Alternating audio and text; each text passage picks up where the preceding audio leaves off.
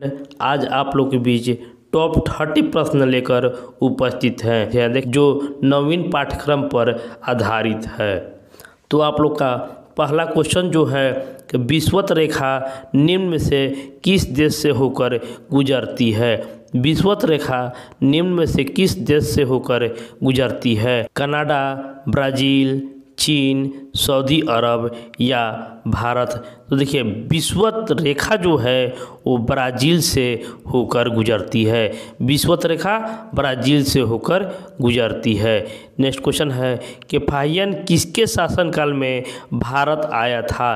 फाहियान जो था वो किसके शासनकाल में भारत आया था। तो इसका जो सही जवाब होगा ऑप्शन डी। इसका जो सही जवाब होगा ऑप्शन डी, चंद्रगुप्त द्वितीय। चंद्रगुप्त द्वितीय, जिसको चंद्रगुप्त विक्रमादित्य भी कहा जाता है, वो उनके शासनकाल में फाहियान 399 से 414 के बीच भारत आया था। और वहीं हेनसांग के बारे में पूछे तो हेनसांग हर्षवर्धन के शासनकाल में 6ठी शताब्दी में आया हुआ था। भारत के सर्वोच्च न्यायालय का एक न्यायाधीश कितने आयु तक अपने पद पर बना रह सकता है। सर्वोच्च न्यायालय का एक न्यायाधीश है जो कितने आयु तक अपने पद पर बना रह सकता है। तो इसका जो सही जवाब होगा ऑप्शन ए, 65 वर्ष तक। 65 वर्ष तक वह अपने पद पर बना रह सकता है।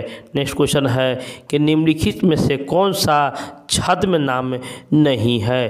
कौन सा है जो छद्म नाम नहीं है। तो छद्म नाम जो नहीं है वो फ्रायड है। फ्रायड जो है वह छद्म नाम नहीं है। निम्नलिखित में से कौन सी सभ्यता सबसे पुरानी मानी जाती है। कौन सी सभ्यता को सबसे पुरानी मानी जाती है। देखिए ऑप्शन है इंका, मिस्र, सिंधु घाटी, बेंजोज्वाइंटनी और मेसोपोटामिया। तो इसका जो सही जवाब होगा ऑप्शन सी, सिंधु घाटी सभ्यता को सबसे पुरानी सभ्यता मानी जाती है। और छठवां प्रश्न है कि भारतीय संविधान कब लागू हुआ था। भारतीय संविधान कब लागू हुआ था। तो देखिए इसका जो सही जवाब होगा ऑप्शन डी, 1950 ईस्वी में।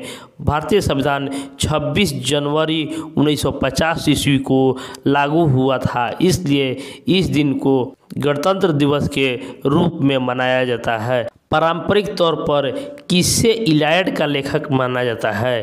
पारंपरिक तौर पर किसे इलायड का लेखक माना जाता है।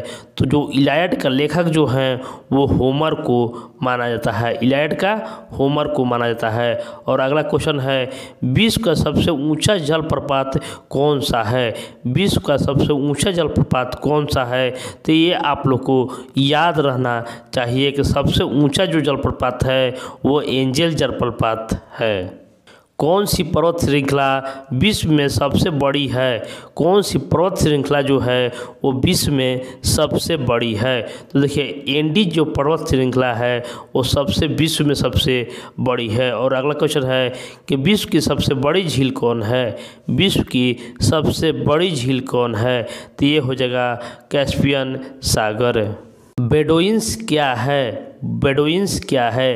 अरब के एक यायावर जनजाति, ईरान के एक जाति, मलाबार की एक जाति और पोलैंड की एक जनजाति या इनमें से कोई नहीं। तो देखिए बेडोइंस जो है वो अरब के एक यायावर जनजाति हैं। देखिए 12वां क्वेश्चन में आप लोग को एक ट्रिक देंगे। अगर आप लोग जाति विशेष पर नहीं ध्यान दीजिएगा तो आप लोग के लिए ये बहुत ही ट्रिक याद करने लायक हो जाएगा। उत्तर और दक्षिण कोरिया को अलग करने वाला सीमा रेखा कहलाती है।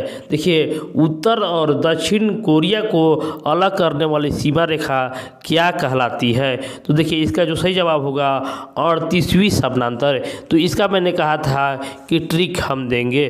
तो इसमें ट्रिक है कि 38 घर कोयरी है। 38 घर कोयरी है।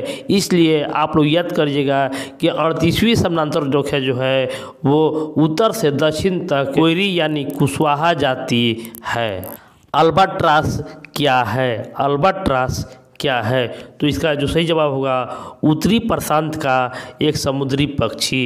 उत्तरी प्रशांत का एक समुद्री पक्षी है अल्बाट्रॉस। अंकोर वाट कहाँ स्थित है? अंकोर वाट का मंदिर कहाँ स्थित है? तो इसका जो सही जवाब होगा ऑप्शन डी कंबोडिया में। देखिए एक क्वेश्चन आप लोग को हमेशा देखने को मिल सकता है कि अंकोर वाट का मंदिर जो है वो कंबोडिया में स्थित है। कोटोपैक्सी कहाँ स्थित है? कोटोपैक्सी कहाँ स्थित है? तो इसका जो सही जवाब होगा कोटोपैक्सी जो है वो इक्वाडोर में स्थित है। इक्वाडोर इस प्रश्न का सही जवाब हो जाएगा। नेक्स्ट प्रश्न है कि क्रिकेट के खेल में पंपिंग क्रीज की माप कितनी होती है? तो पंपिंग क्रीज किसे कहा जाता है आप लोग सीख लीजिए कि जहाँ पर क्रिकेट के 3 स्टंप गड़ा रहता है और उसके बाद कुछ स्थान छोड़कर बैट्समैन यहाँ पर खेलता है, तो यही दोनों के बीच की दूरी को पंपिंग क्रीज कहा जाता है। उसका माप कितना होता है? देखिए 8 फीट, 4 फीट, 6 फीट, 2 फीट या 5 फीट। तो देखिए पंपिंग क्रीज का माप जो होता है वो 4 फीट के बराबर होता है, इसलिए इसका जो उत्तर हो जाएगा 4 फीट। एक बैडमिंटन कोर्ट की लंबाई कितनी होती है? एक बैडमिंटन कोर्ट की लंबाई कितनी होती है? तो इसका जो सही जवाब होगा 44 फुट। बैडमिंटन कोर्ट की लंबाई 44 फीट होता है। ये क्वेश्चन आप लोग के लिए इम्पोर्टेंट है। देखिए इम्पोर्टेंट आप लोग के लिए है, याद जरूर कर लीजिएगा। आगे क्वेश्चन है कि भारत में कितनी समाचार एजेंसियां हैं? भारत में कितनी समाचार एजेंसियां हैं? तो देखिए भारत में जो है वो 4 समाचार पत्र एजेंसियां हैं। अल हराम समाचार पत्र कहाँ से प्रकाशित होता है? अल हराम समाचार पत्र कहाँ से प्रकाशित होता है? तो देखिए अल हराम जो समाचार पत्र है वो काहिरा से प्रकाशित होता है। अल हराम काहिरा से प्रकाशित होता है। और समाचार पत्र डॉन कहाँ से निकलता है? डॉन जो है वो कहाँ से निकलता है? यह हमेशा एग्जाम में आने वाला प्रश्न है। डॉन जो है वो कराची पाकिस्तान से निकलता है। सुप्रसिद्ध समाचार पत्र डेली न्यूज कहाँ से निकलता है? देखिए सभी जो समाचार पत्र है आप लोग को पूछा जा सकता है, तो ये प्रश्न आप लोग के लिए इम्पोर्टेंट है कि डेली न्यूज जो है वो कहाँ से सब निकलता है। तो इसका जो सही जवाब होगा डेली न्यूज न्यूयॉर्क से निकलता है। और नेक्स्ट क्वेश्चन है कि भारत में रेडियो का प्रसारण सबसे पहले कब से आरंभ हुआ था? रेडियो का प्रसारण कब से आरंभ हुआ था?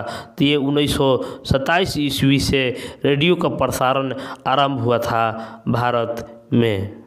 दूरदर्शन का दैनिक राष्ट्रीय कार्यक्रम किस वर्ष से आरंभ किया गया था?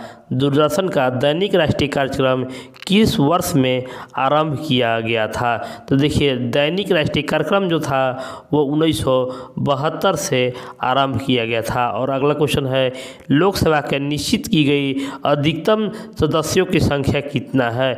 देखिए निश्चित की गई यानी 2026 तक निश्चित कर दिया गया है कि इससे ज़्यादा संख्या नहीं हो सकता है। तो इसका जो सही जवाब होगा ऑप्शन ई। ऑप्शन ई जो है वो निश्चित कर दिया गया है। इसको निश्चित किया गया है वो 552 है। 552 है जो सीधे जनता के द्वारा 543 निर्वाचित किया जाता है और 2 जो सदस्य है वो आंग्ल भारतीय के द्वारा निर्वाचित होता है। लोकसभा का सदस्य बनने का न्यूनतम आयु क्या है? यानी सांसद बनने का न्यूनतम आयु क्या है? और सांसद के साथ साथ कहे तो प्रधानमंत्री का भी न्यूनतम आयु, यही क्वेश्चन आप लोग से पूछ सकता है कि लोकसभा का सदस्य बनने का न्यूनतम आयु या प्रधानमंत्री को बनने का न्यूनतम आयु क्या है? तो इसका जो सही जवाब होगा ऑप्शन सी 25 वर्ष। 25 वर्ष इस प्रश्न का उत्तर हो जाएगा।